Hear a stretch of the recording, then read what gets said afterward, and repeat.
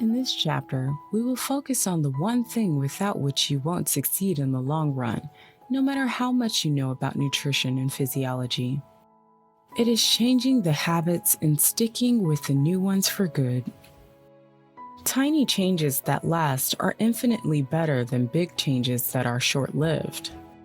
We fetishize the big transformation and weight loss stories in the media and don't care that 99% of them are extremely unhealthy and won't last. We are driven by our ego and not our intelligent decision making. If you have tried to lose weight before, there's a chance you have made that mistake too. If you don't want the results that 99% get, then you have to do something different. This is the time you will rewrite your story and the outcome will be different. Just stick with it. Without further ado, let's get into it. So what are the requirements or building blocks of a lasting change?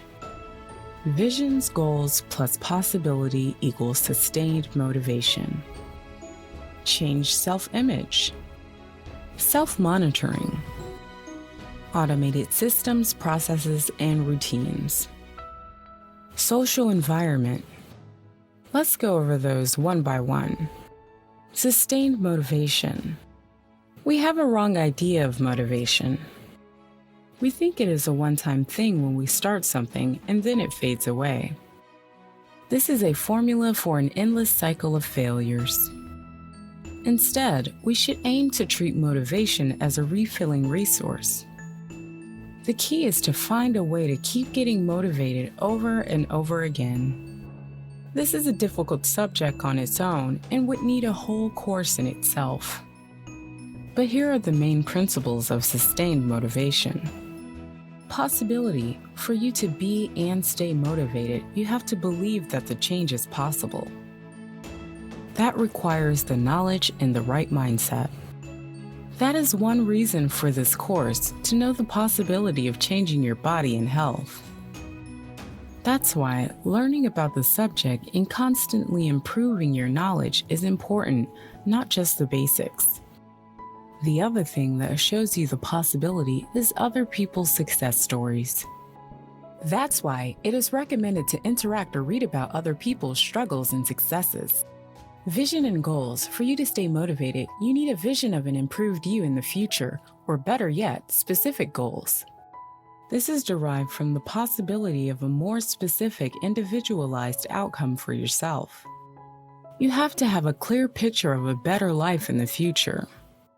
With that, we come to the next principle, change self-image. Change self-image is a necessary step in any lasting change. That's what differentiates the short-lived success stories in yo-yo dieters from actual lifestyle transformation. When the diet and body change, it needs the self-image to change as well. Otherwise, it will always revert to its default setting. It is as true to physiology as it is to psychology. But what does it actually mean? Self-image is a perception of yourself in your mind. Who you actually think you are, your name, looks, history, personality, everything you identify yourself as. When we want lasting results, we need to change this self-perception. It doesn't suffice that you lose 20 pounds. You need to identify yourself as a new kind of person who does things daily that help him or her keep that 20 pounds away. You have to know that you are a person who sleeps well and regularly, who eats healthy, and invests in self-development. Do you see the difference? Changing self-image isn't a one-time thing. It is a long process. The best way is to change your self-image 1% every day as you change outside factors like nutrition and physical activity. Those two support and enhance each other. It needs deliberate work and conscious effort. An exercise for you: write down and describe in as much detail as you can a person that has accomplished what you are trying to achieve. What does he look like? How does he think? How much does he eat? What kind of person does he socialize with? And so on. The more precise, the better. Read this every day and picture yourself changing more and more into that person. Act accordingly. It is much better to change that 1% every day for 100 days than to try to change 100% in one day. Self-monitoring. We have covered that in detail already. Self-monitoring is a tool to keep a finger on the pulse and adjust rapidly. It is also a very good motivational tool and helps you change that self-image. Learn to use it. Automated systems, processes, and routines. Have you ever wondered why we haven't covered the willpower already? As almost all lifestyle changes and diets depend on it and fail when willpower runs out, it is one thing you can't build a lasting change on. That's why you need automated systems, processes, and routines. This whole course is built around them. For example, eating by the specific plan and specific foods. Buying only those specific foods from the store in advance.